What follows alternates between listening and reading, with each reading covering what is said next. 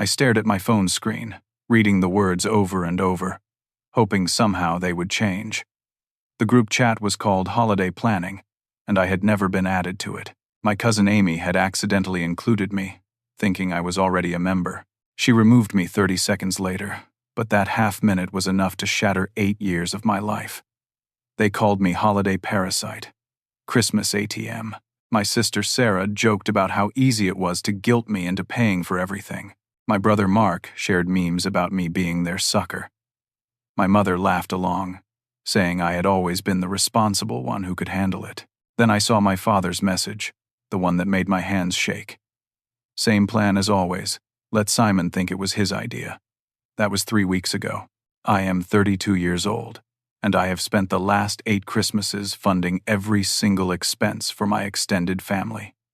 The cabin rental in the Cascade Mountains, every gift under the tree, all the decorations, the food, the activities, everything. I thought I was being generous. I thought I was helping. I thought they appreciated it. I was wrong about all of it. The tradition started when I was 24, fresh into my first real job as a junior analyst at a tech company in Seattle. My father had emergency surgery right before Christmas. The family was stressed about medical bills, worried about everything. I offered to cover that year's celebration. It was modest, maybe $3,000 from my savings account. My family cried. They hugged me. They told me I saved Christmas. My mother said I was the best son she could ever ask for.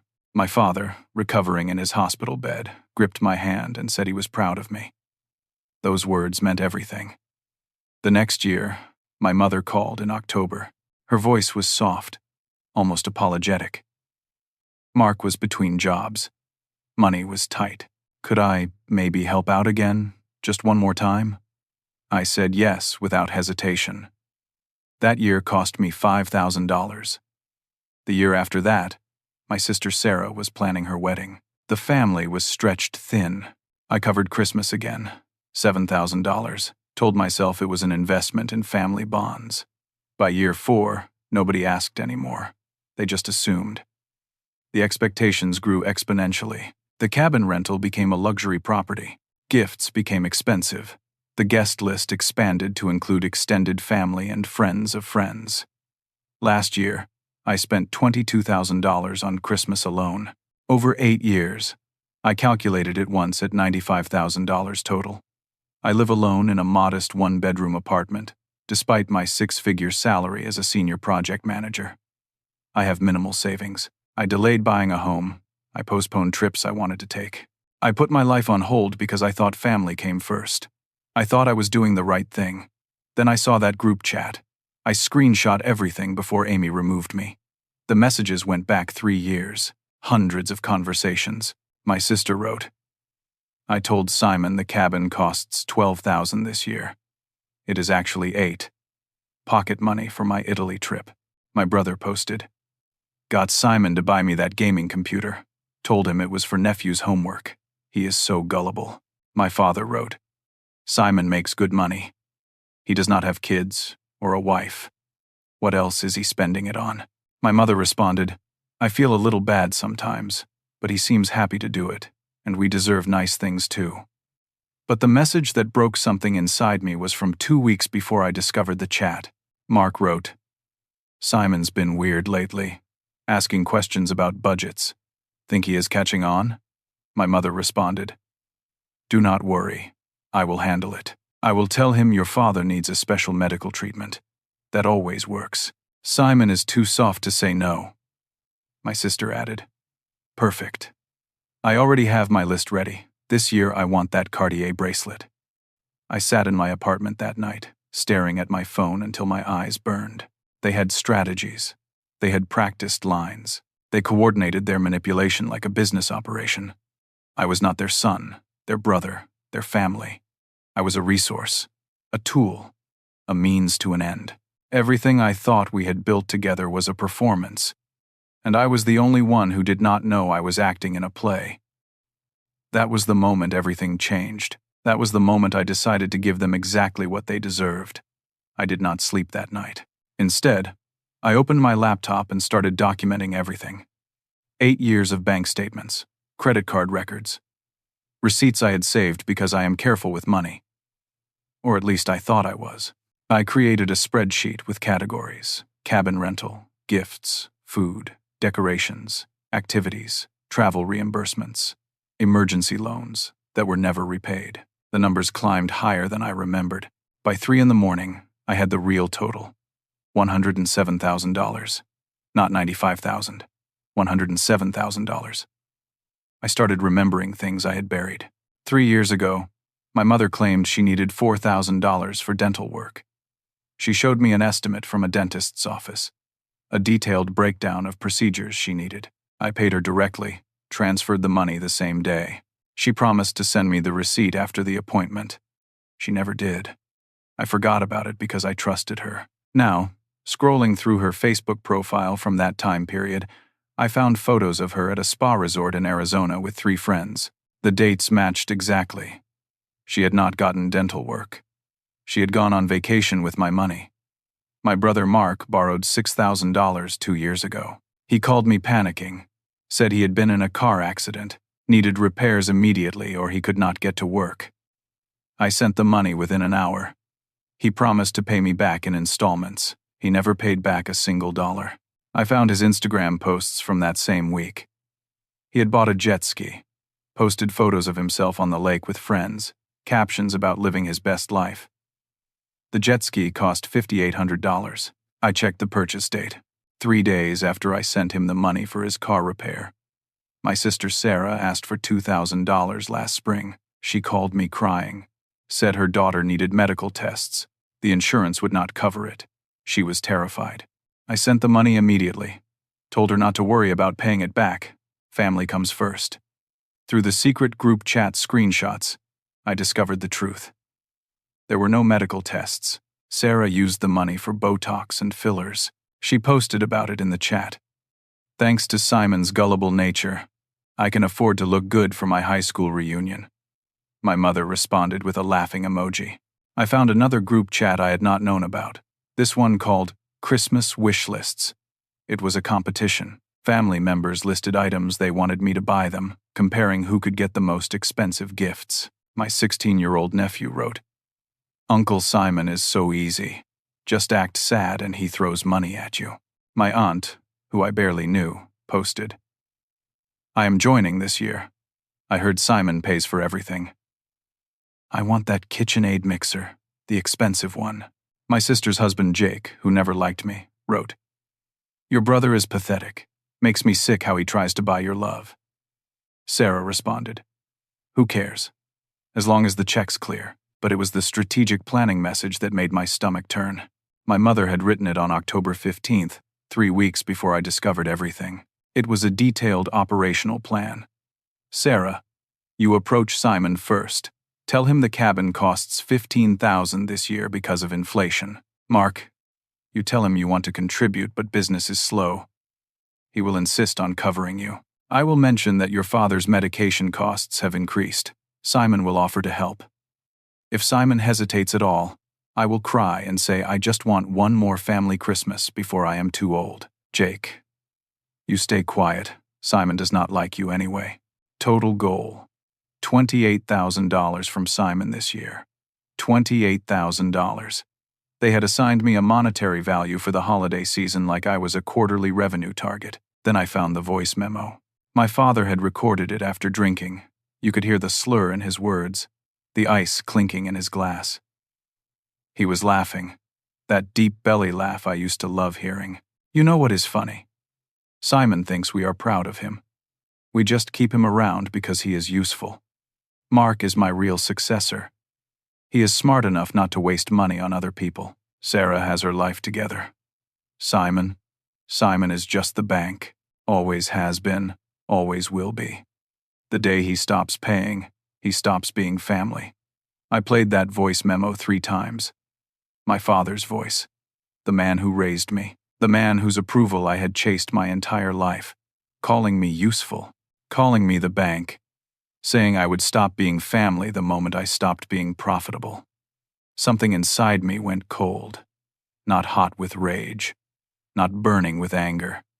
Just cold. Clear. calm. I closed my laptop. I looked around my apartment, this small space I lived in because I funneled all my money to people who saw me as an ATM. I had been funding my own humiliation. Every Christmas memory I treasured was a transaction. Every thank you was a performance. Every hug was a closing deal. I was 32 years old, and I had wasted 8 years of my life on people who did not love me. They loved what I could provide. There is a difference. I finally understood that difference. I opened my laptop again. This time, I was not documenting the past. I was planning the future. Their future without me, my future without them. I had 3 weeks until Christmas. 3 weeks to dismantle 8 years of exploitation. 3 weeks to give them the holiday they truly deserved. I started making calls. For the next 2 weeks, I became someone I did not recognize. I played the role they expected perfectly while systematically destroying everything they had planned. Every morning, I woke up and put on the mask of Simon the provider, Simon the generous, Simon the family bank. Every night, I took off that mask and became someone else entirely. My mother called on November 8th, exactly on schedule according to her group chat plan.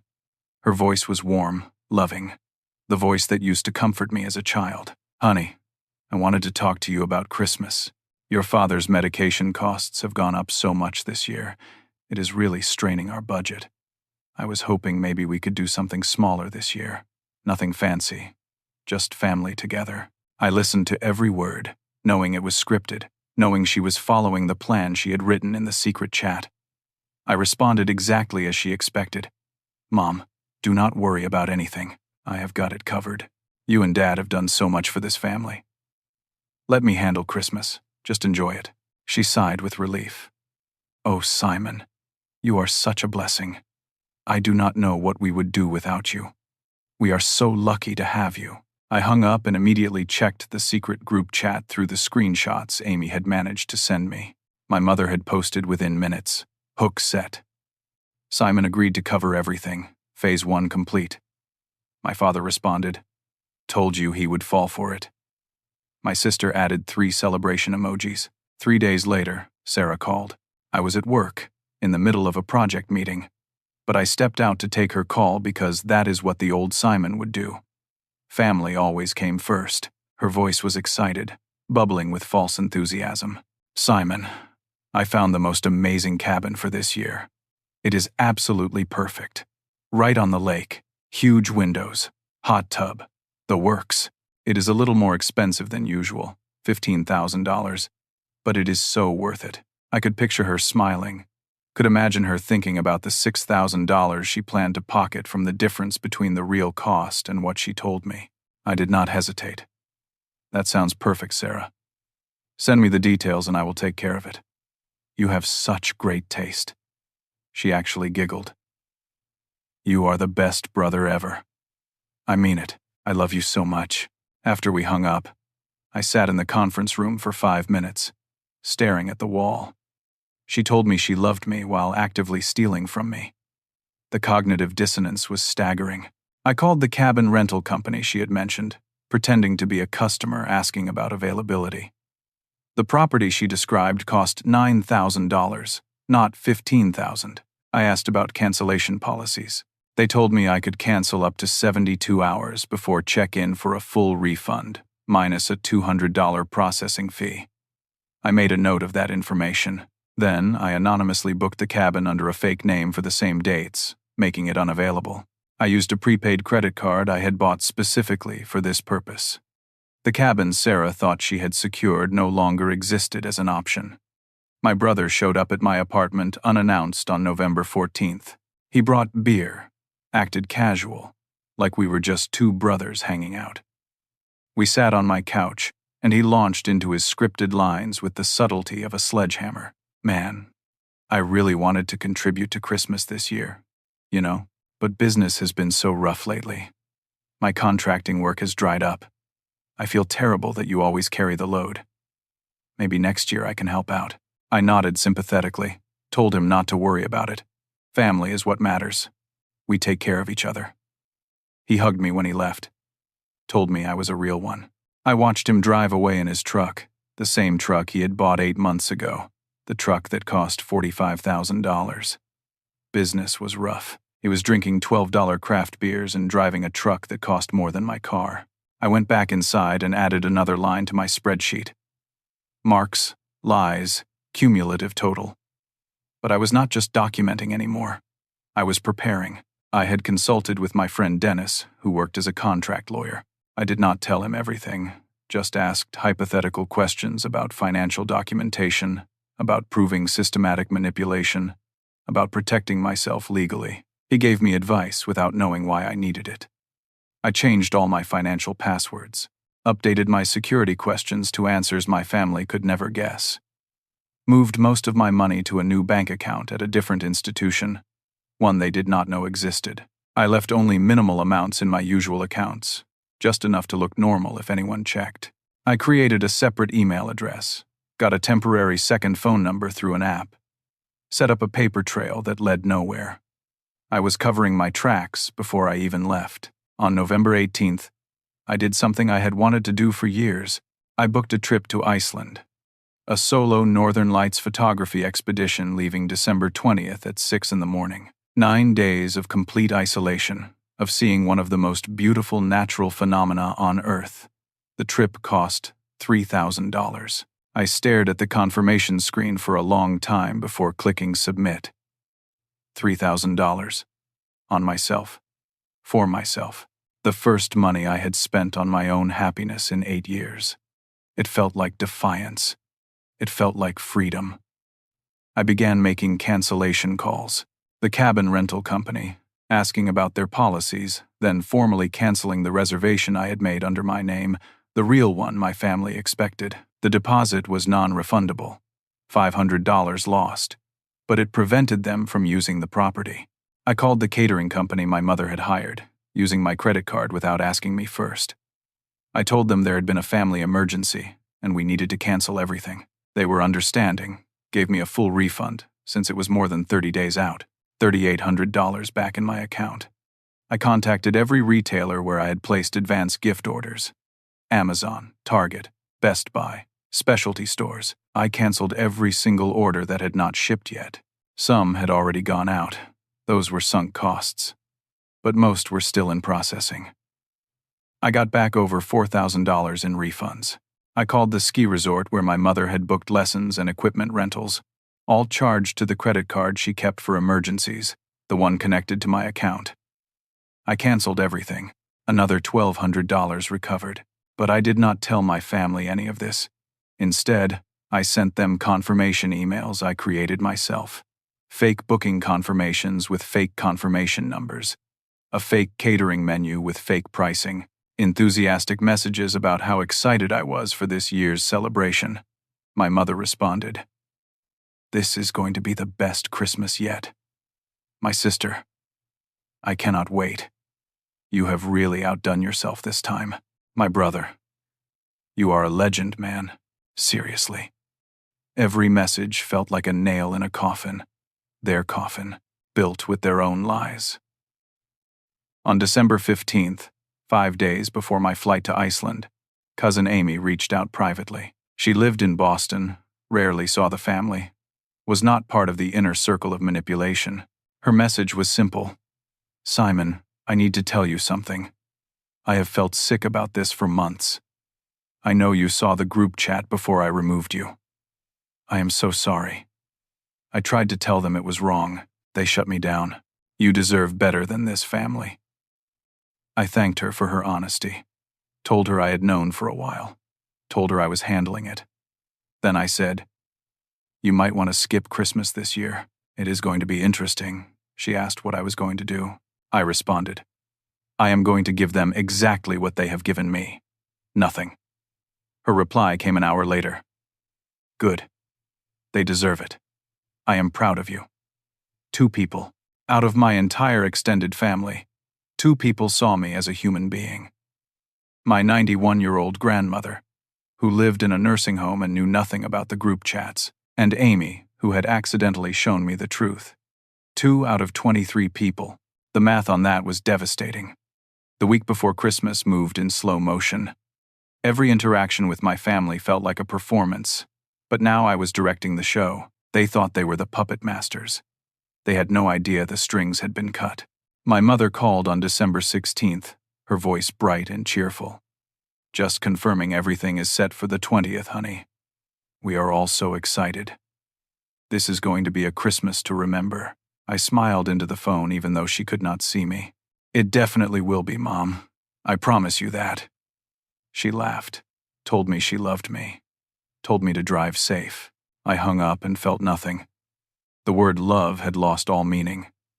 That evening, my sister sent a group text to the public family chat, the one I was actually included in. 4 days until the best Christmas ever. I cannot believe Simon pulled off such an amazing cabin this year. We are so blessed. The responses flooded in. My brother. Simon is the GOAT. My aunt. So grateful for this family. My nephew. Uncle Simon is the best. 17 messages, all praising me, all thanking me, all lying. I checked the secret group chat through screenshots Amy continued to send me. My sister had posted, "I wonder if Simon knows he is paying for my Botox appointments in January too, putting it on his credit card he gave me for emergencies." My mother responded, "I hope Simon does not expect us to get him anything expensive. A card should be enough." Mark added, "Already planning next year, going to ask Simon to cover a family trip to Hawaii." My father wrote, "Simon called me yesterday. Sounded strange. You think he suspects anything?" My mother, "No way. He is too dumb to figure it out. Too dumb to figure it out." I was not dumb. I was done. On December 17th, I had my final performance review of the year. My boss, Catherine, called me into her office. I expected a standard year-end discussion. What I got was a promotion. Senior Director of Strategic Projects. 28% salary increase starting January 1st. She shook my hand, told me I had been instrumental in landing 3 major clients, told me the executive team was impressed with my leadership. I thanked her, walked back to my office, closed the door, and laughed until tears ran down my face. I was getting promoted the same week I was blowing up my entire family structure. The universe had a sense of humor. That night, I packed for Iceland. Warm clothes, camera equipment, hiking boots. I packed light because I was not just leaving for a trip. I was leaving behind weight I had carried for 8 years. Every item I folded and placed in my suitcase felt symbolic. I was packing a new life. I wrote 2 letters, one to cousin Amy, thanking her for her courage, telling her she was the only family member I would stay in contact with, one to my grandmother, explaining everything, asking her not to hate me for what I was about to do, promising I would visit her when I returned. I sealed both letters, addressed them, left them on my kitchen counter with stamps. I would mail them from the airport. On December 18th, I made my final preparations. I had created a document, 47 pages long, titled Christmas Accounting, 8-Year Summary. It contained every transaction, every receipt, every lie, every manipulation. I had screenshots of the secret group chats, including the voice memo from my father. I had side-by-side comparisons of what I was told money was for versus what it was actually used for. Sarah's Italy trip, Mark's jet ski, my mother's spa vacation, 3 years of coordinated deception. The final paragraph of my document read, "For 8 years, I believed I was investing in family. I was wrong. I was funding my own betrayal. You called me holiday parasite. You called me Christmas ATM. You strategized how to manipulate me. You laughed at my generosity. You saw me as a resource, not a person. So I am giving you what you truly deserve. Nothing.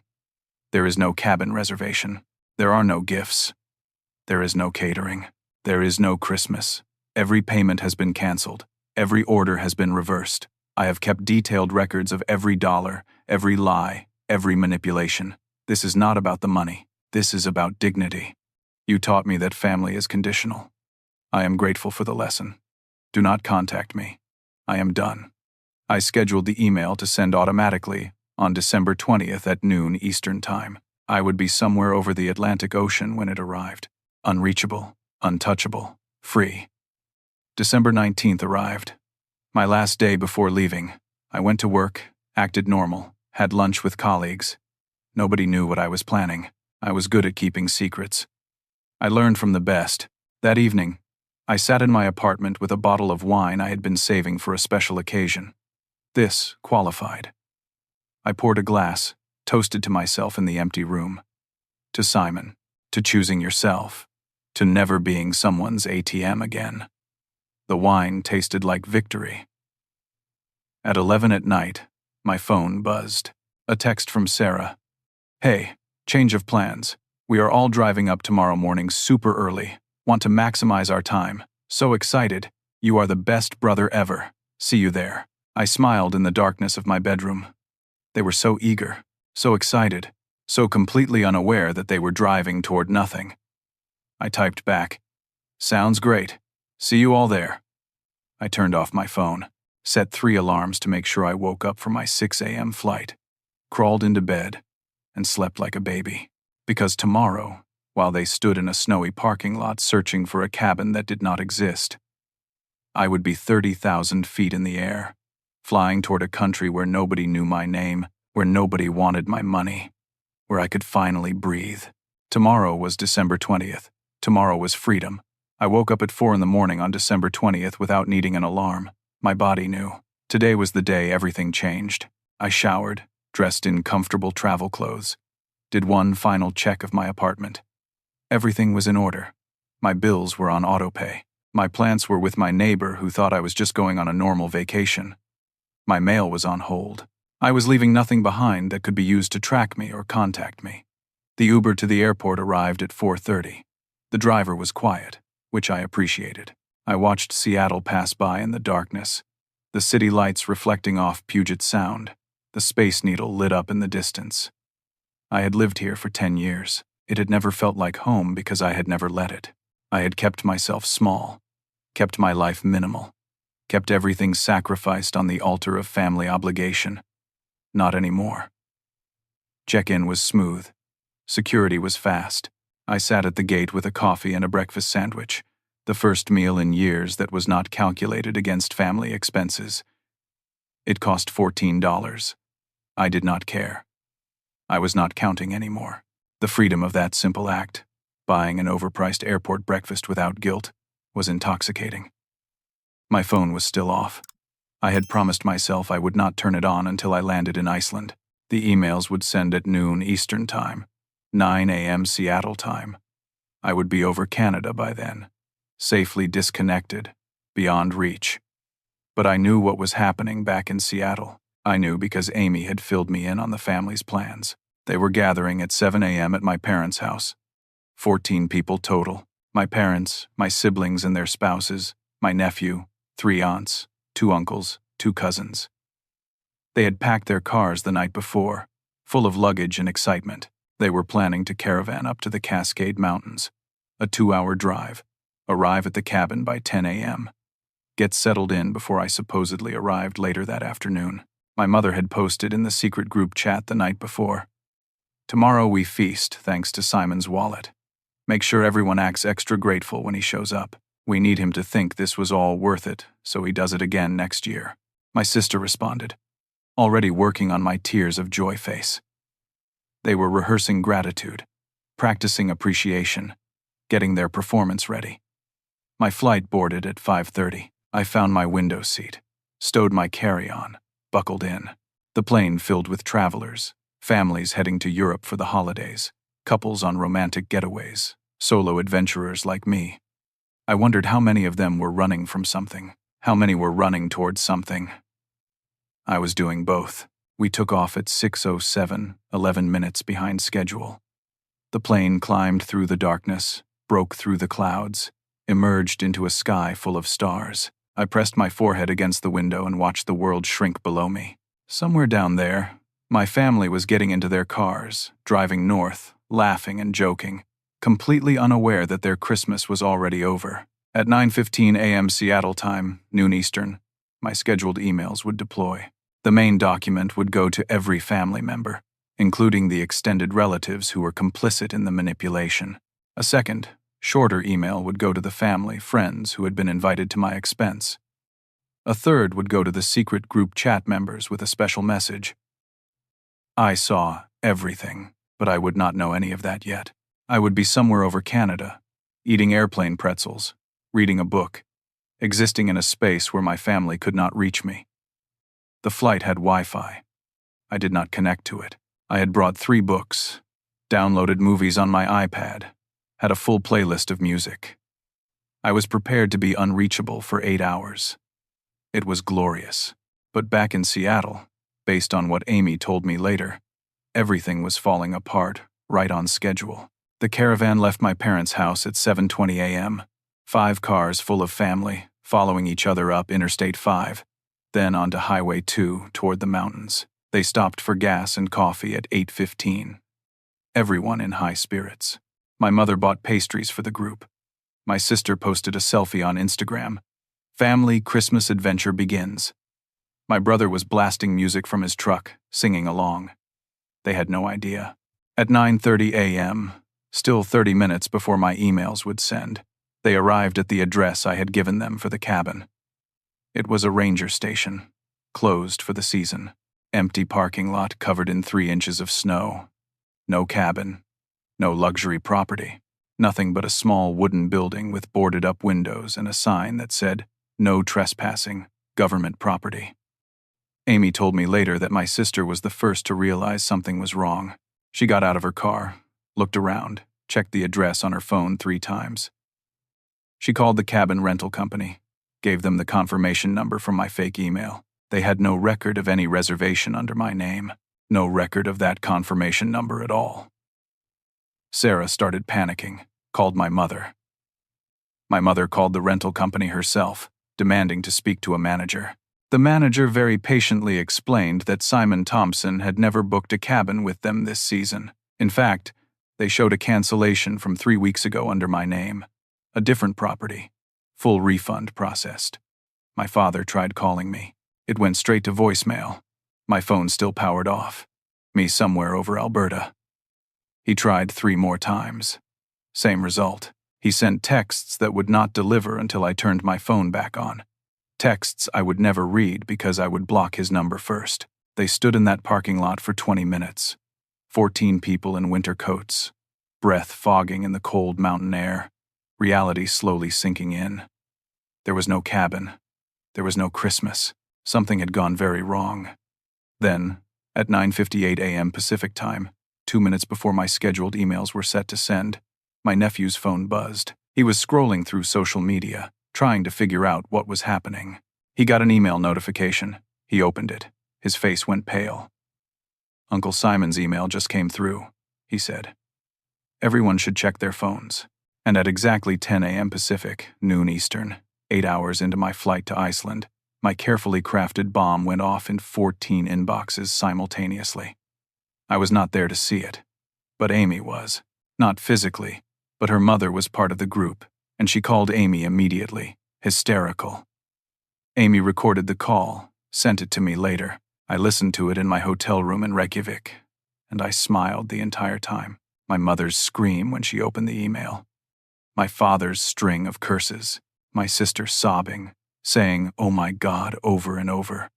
My brother yelling that I had lost my mind. The extended family members reading through 47 pages of documentation, seeing proof of their own greed, their own participation in the exploitation, the group chat screenshots, the voice memo from my father, the financial breakdowns, the side-by-side lies. All of it, exposed, undeniable, documented with receipts. And at the bottom, my final message: do not contact me. I am done. My mother tried calling me 68 times in the first hour. My father sent 43 text messages. My sister left 17 voicemails, progressing from confused to angry to desperate to apologetic. My brother sent an essay of excuses through email.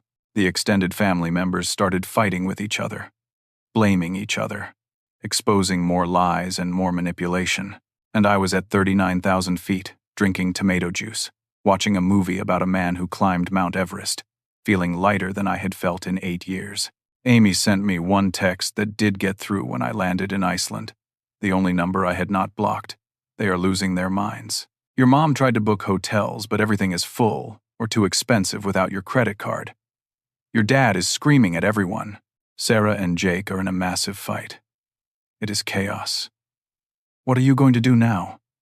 I responded from the airport in Reykjavik. I am going to see the northern lights. Then I am going to build a life they are not part of. I turned off my phone again, stepped out into the crisp Icelandic air, and smiled. Iceland in late December is a study in contrasts. The days are only 4 hours long, the sun barely cresting the horizon before disappearing again.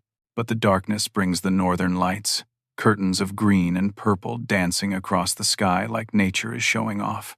I spent my first 2 days in a state of deliberate disconnection, hiking to waterfalls that were half frozen, photographing landscapes that looked like another planet, eating in small cafes where nobody spoke English, and I could just point at menu items and nod. On December 22nd, I finally turned on my phone.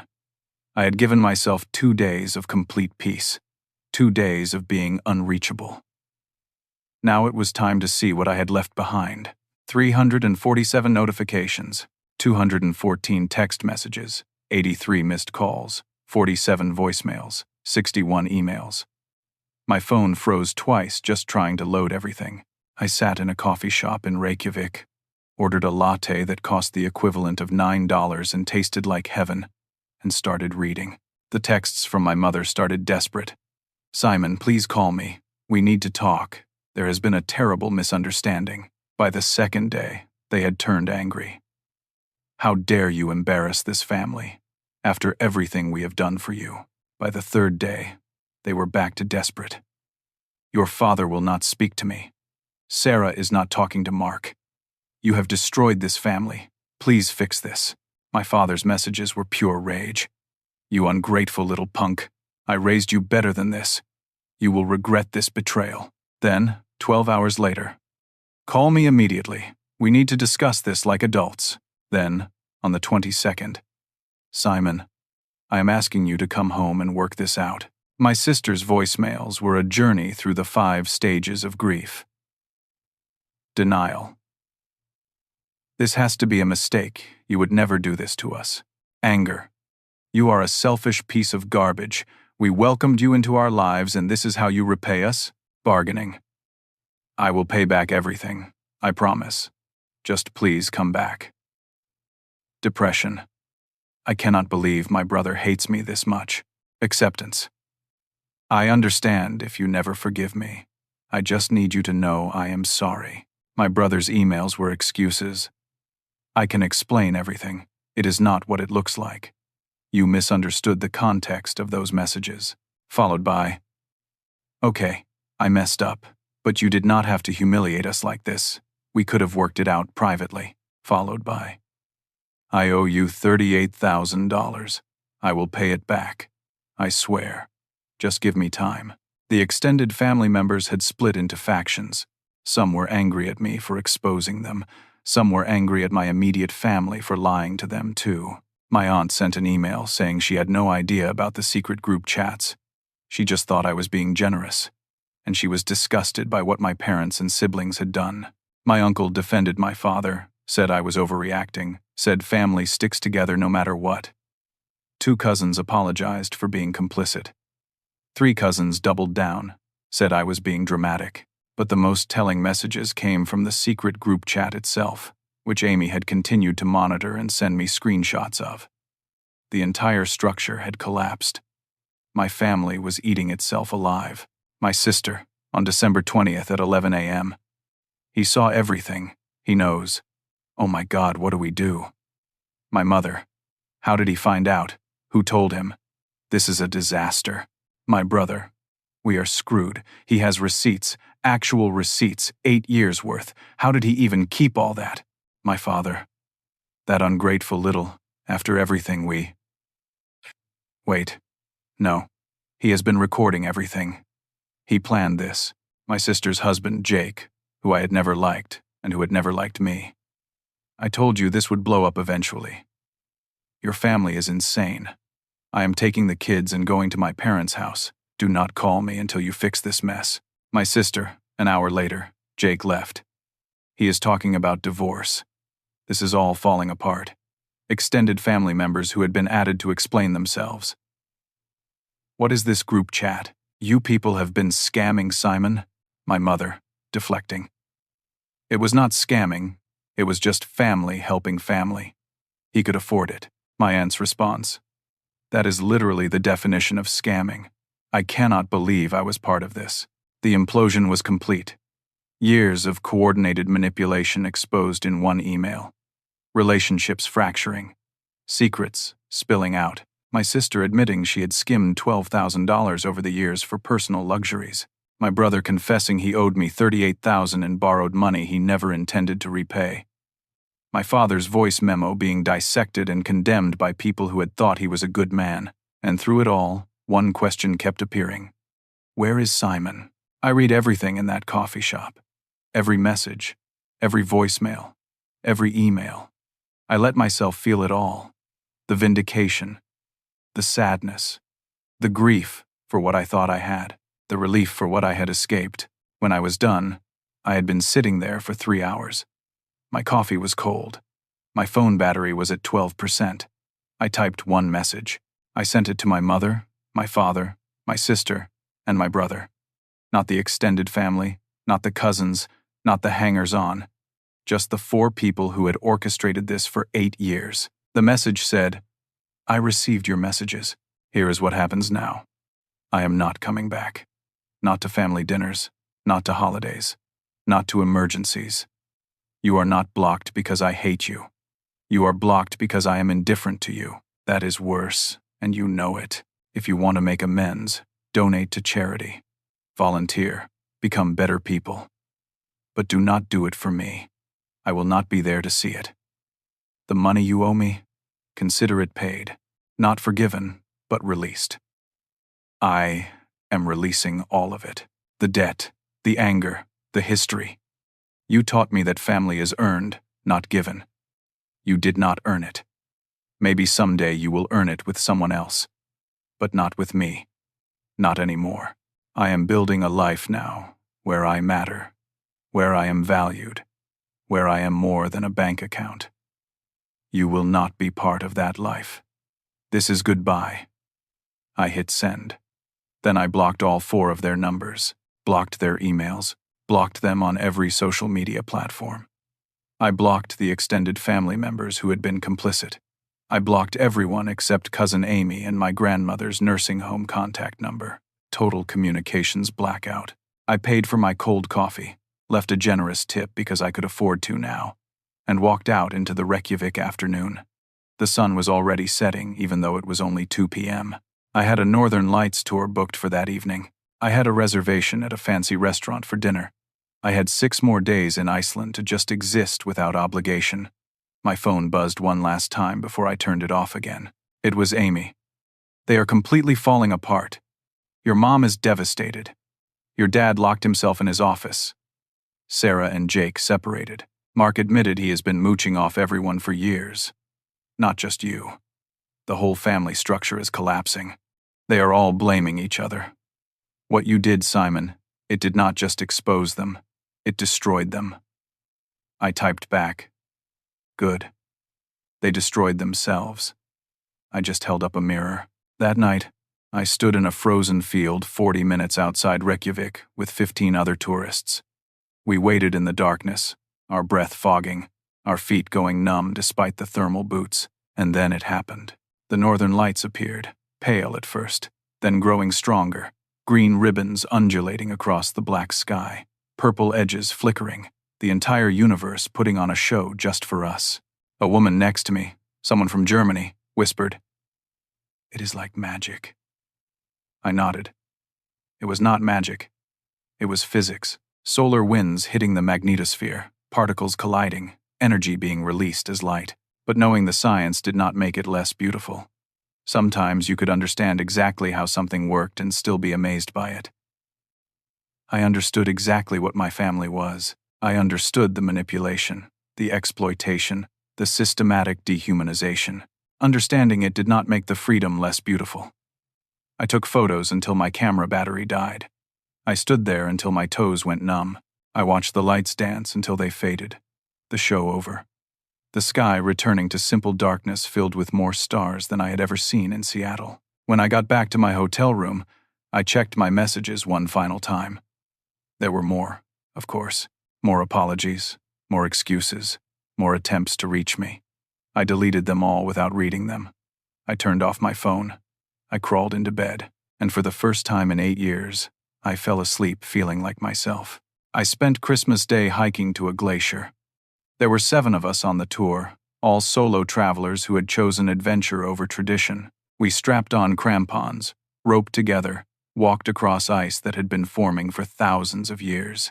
Our guide, a woman named Sigrid with a thick Icelandic accent and an infectious laugh, told us stories about the glacier, how it was melting, how it might be gone in our lifetimes, how we should appreciate this moment because it would never come again. I thought about impermanence, about how nothing lasts forever. Not glaciers, not family, not pain. Everything melts eventually. That night, the hotel served a special Christmas dinner. I sat alone at a table for 2, ordered the most expensive thing on the menu, drank wine that cost $40 a glass. At the table next to me, a family was celebrating, parents and 2 teenage kids, laughing and sharing food and taking photos. They looked happy. They looked real. I did not feel jealous. I felt hopeful. Because if real families existed, if genuine love existed, then maybe I could find it someday, just not with the people who shared my DNA. After dinner, I met Rachel in the hotel bar. She was a Canadian woman, maybe 35, traveling alone after leaving a long-term relationship. We had met on the Northern Lights tour, bonded over being solo travelers during the holidays.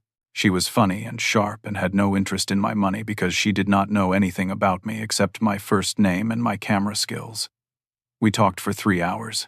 She told me about her relationship, how her ex had slowly isolated her from friends, made her doubt herself, convinced her she was lucky he tolerated her, how she finally realized she was not being loved, she was being controlled, how she left with 1 suitcase and never looked back, how this trip was her declaration of independence.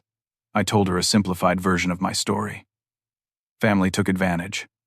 I set boundaries. I walked away. She did not need the details. She got the essence. "You look like someone who just remembered how to breathe," she said. I laughed because someone had said almost the exact same thing to me at work. Maybe I did. Maybe that is what freedom looked like from the outside.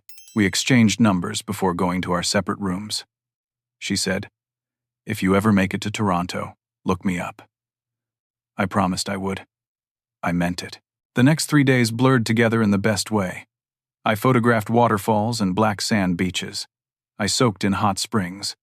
I ate fermented shark and immediately regretted it. I drank Icelandic beer and did not regret it at all. I talked to strangers in hostels and cafes and tours.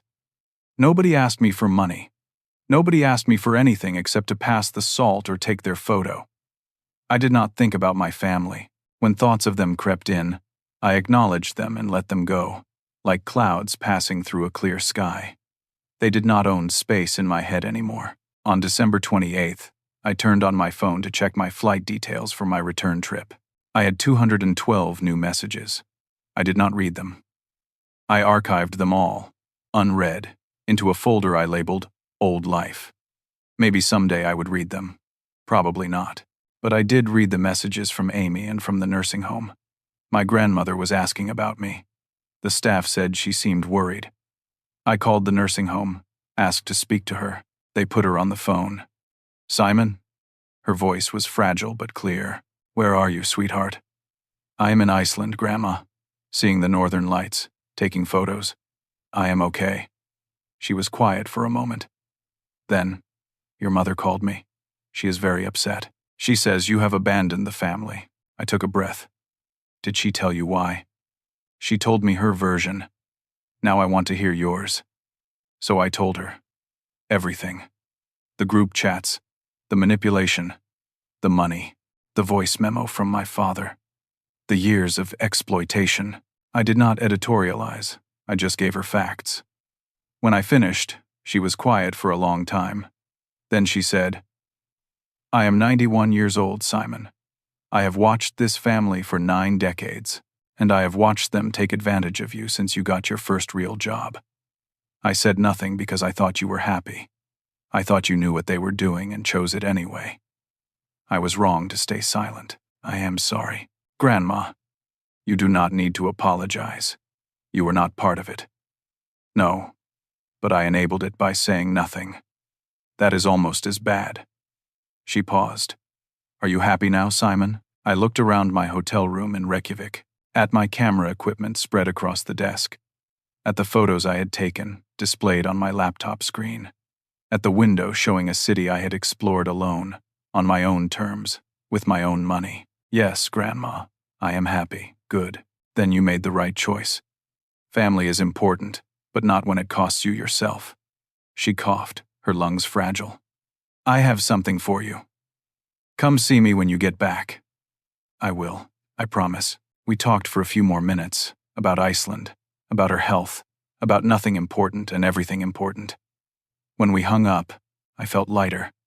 2 people. I had 2 family members who actually cared about me. That was enough. On December 30th, I flew back to Seattle. The flight was long, uncomfortable, cramped. I did not care. I was going back to a life I was building, not a life I was funding. That made all the difference. When I landed at SeaTac Airport, I turned on my phone fully for the first time in days. The messages flooded in. I glanced at the preview of a few. My mother, still begging. My father, now trying a different approach, talking about forgiveness and moving forward. My sister, sending photos of her and her daughter, trying to manipulate me with images of family. My brother, oscillating between apologetic and angry. I deleted them all. I did not block the numbers because I wanted to prove to myself I could see their names on my screen and feel nothing. I could. I did. I took the light rail home, walked into my apartment, and it felt different. It felt like mine, not a way station, not a temporary space while I funded someone else's life. Mine. I unpacked, did laundry, ordered Thai food delivery and tipped 30%, watched a movie, went to bed early because I was starting my new position tomorrow, and I wanted to show up rested, ready, free. On January 2nd, I went to visit my grandmother. She was in her room, in her chair by the window, looking frail but alert. I hugged her carefully, afraid I might break her. She held on tight. I have something for you, she said, reaching for an envelope on her side table. Inside was a check for $5,000. Grandma, no. I started to refuse, but she held up one shaking hand. This is not to replace what they took. This is to start your new life. Buy something foolish. Take a trip. Waste it on joy. I have more money than I need and less time than I want. Let me do this. Let someone in your family do one good thing. I looked at the check. At her handwriting, shaky but determined. At this woman who had lived 91 years and learned the difference between family and relatives. I folded the check carefully, put it in my wallet. Thank you, I said. For this, for understanding, for being real. She smiled, her eyes wet. You were always my favorite, you know. Not because you were generous, because you were genuine. Do not lose that, but do not give it to people who do not treasure it. I promised her I would not. We talked for an hour, about Iceland, about my new job, about life. When I left, she squeezed my hand. You are free now, Simon. Stay free. I drove home with tears on my face. Good tears. Healing tears. The kind that wash away old wounds. That night, I went online and spent my grandmother's gift plus some of my own money. I bought professional photography equipment, the kind I had always wanted but never justified. $1,200. I felt zero guilt. Only excitement. Then I booked another trip, Patagonia, in April, a photography expedition through Chilean mountains, $4,000. I clicked purchase, without hesitation. I looked at houses online, not seriously yet, but browsing, making plans, dreaming about a life I could actually afford now that I was not funding 14 other people's dreams. I thought about my father's voice memo. Simon is just the bank. Always has been, always will be. No, I said out loud to my empty apartment. Simon is a photographer. Simon is a senior director. Simon is a man who chose himself. Simon is free. I opened my laptop, uploaded my favorite photo from Iceland, a shot of the northern lights over a frozen lake. I posted it on Instagram with a new account I had created, one with no family connections. The caption read, "Endings are hard. Beginnings are harder. But the middle, where you finally become yourself, that is where the magic lives." The post got 200 likes. From people I had met in Iceland, from colleagues, from photography club members, from strangers who appreciated the image. Real people, real connections. Not a single family member saw it. And I was happy. Genuinely, deeply, authentically happy. Not because I got revenge, not because my family suffered, but because I finally learned the most important lesson of all. You cannot pour from an empty cup, and the cup was never meant for other people. It was always meant for me. I filled it now, daily, intentionally, joyfully, and I never looked back. January started with purpose. I walked into my new office on the 8th floor with windows overlooking Puget Sound, the water gray and choppy under winter clouds. Senior Director of Strategic Projects. My name on the door, my team of 6 reporting to me. My salary 28% higher than it had been a month ago. My colleague Jennifer stopped by with coffee. "Welcome back. You look different. Good different. Like you just got out of prison." I laughed because she had no idea how accurate that was. "Something like that," I told her. My boss, Catherine, called me in at 10, closed the door, sat across from me with her arms folded. "I do not know what happened over the holidays, and I do not need to know. But whatever it was good for you. You have a clarity now that was not there before. Keep that energy. We are counting on you this year." I promised her I would. I meant it. The first week back was a blur of meetings, strategy sessions, planning for the fiscal year. I was present in a way I had never been before. Not distracted by family obligations, not calculating whether I could afford to help someone, just focused on my work, my goals, my career. It was revelatory. On January 10th, I met with a financial advisor named Thomas. He was recommended by a colleague, specialized in helping people recover from financial setbacks. I showed him my 8-year spending history. He stared at the numbers for a full minute without speaking. "You have been living like you make $40,000 a year while earning 6 figures," he finally said. "With your actual income and no dependents, you should have been building serious wealth." I nodded. I knew. I had known for years but ignored it because family was supposed to come first. We spent 2 hours building a new plan. Retirement fund with maximum employer match. House down payment fund. Travel fund. Emergency fund. Investment portfolio. For the first time in my adult life, money was going to my future, not my past. Thomas calculated that without family expenses, I could buy a house in 18 months, have a comfortable retirement, take 2 major trips a year, and still have discretionary income. "You are 32, he said. "You just gave yourself back 20 years. That is not an exaggeration. 20 years of financial stability you would have lost if you had kept going." I felt dizzy looking at the projections, the graphs showing wealth accumulation over time, the future that was suddenly possible. I started therapy on January 14th, not because I was broken, but because I wanted to understand. My therapist was Dr. Patricia Ramos, mid-50s, warm but direct. She did not coddle me. She helped me see patterns. "You were raised to be the fixer," she said in our 3rd session. "The responsible one, the emotional caretaker. That is not inherently bad. But your family did not just accept your help. They exploited the conditioning. They weaponized your desire to be needed." We talked about boundaries, about the difference between generosity and self-abandonment, about how love should not cost everything you have, about how family is supposed to add to your life, not subtract from it. Each session, I left feeling more solid, more certain, more whole. Rachel and I stayed in touch. Weekly video chats, long emails, genuine friendship. She was making changes too. New job, new apartment, new life in Toronto. We shared victories and setbacks and the messy middle of rebuilding yourself from scratch. In late January, she flew to Seattle for a work conference. We met for dinner at a Thai restaurant downtown. No romance, just real connection. She brought 2 friends from Toronto who were with her for the conference. Suddenly, I had a social circle that knew nothing of my past. People who valued me for who I was, not what I could provide. Rachel's friend Natalie, a graphic designer with purple hair and a sharp laugh, asked me about my photography. I showed her my Iceland photos on my phone. She was genuinely impressed. Not performatively impressed.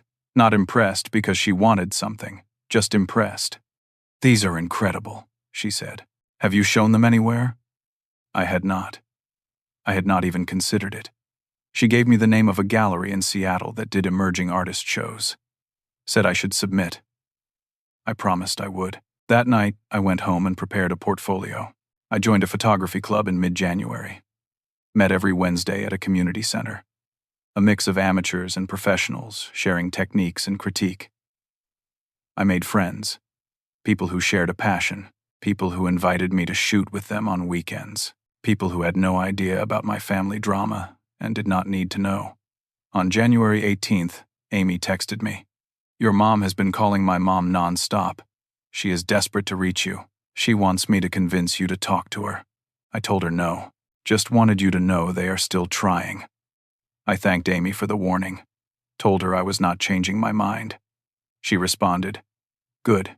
You deserve peace. I have started setting boundaries with my own family too. You inspired me. That made me happier than anything else.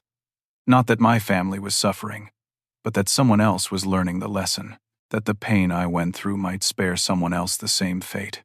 On January 20th, I went back to visit my grandmother. She looked more tired than before, the winter taking its toll. But her mind was sharp.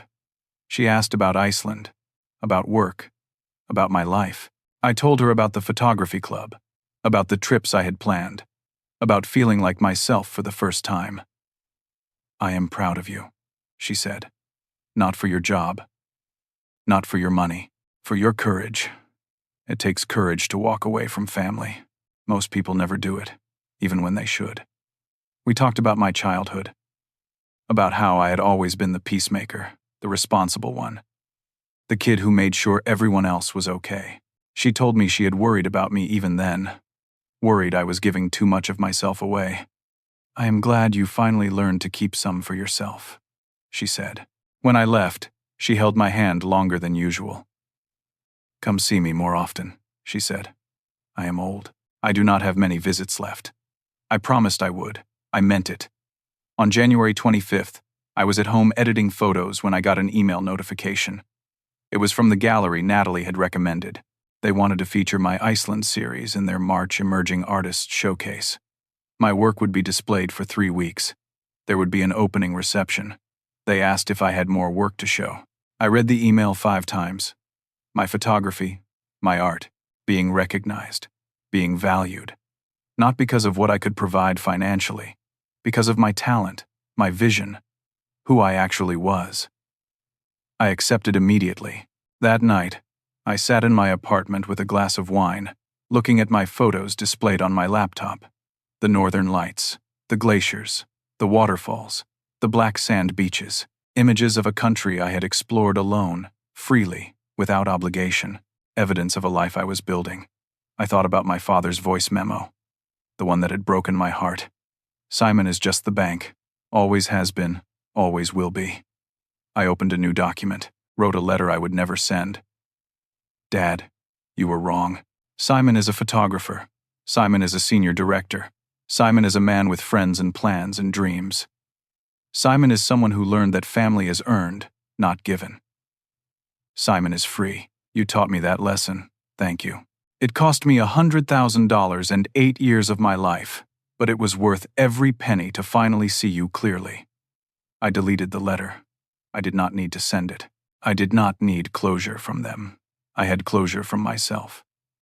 On January 30th, I got an unexpected email from my company's charitable foundation. Someone from my photography club had submitted my work to them without telling me.